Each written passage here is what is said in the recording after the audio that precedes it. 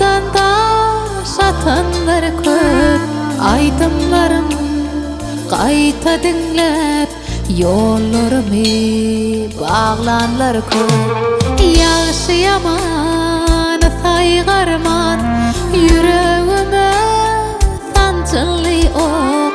Yalan gittin görüplerden, avunum men ağladım köp. Hatratım dinle Allah'ım, Allah'tan sana ardım var.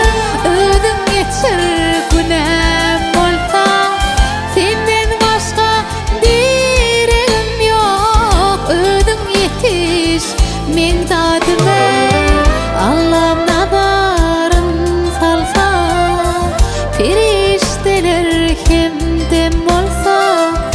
Ya yaradan kömek berse, yengil geçir bu hasratım. Hasratım dinle Allah'ım.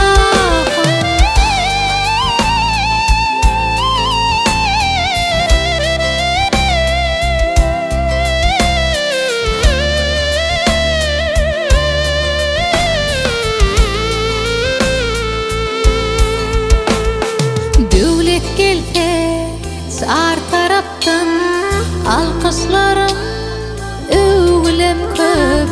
Yolun tayıp yıkılam da, yüzüme lay çalanlar köp.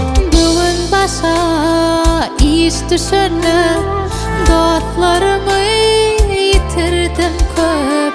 Aytılmadı aytımlarım, kalbim yakyan sazlarım köp.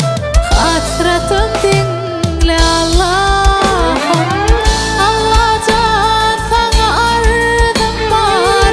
Ödün geçir günem olsa, senden başka direğim yok. Ödün yetiş men dadıma, Allah'ım nazarın salsa, ferişteler hemdem olsa.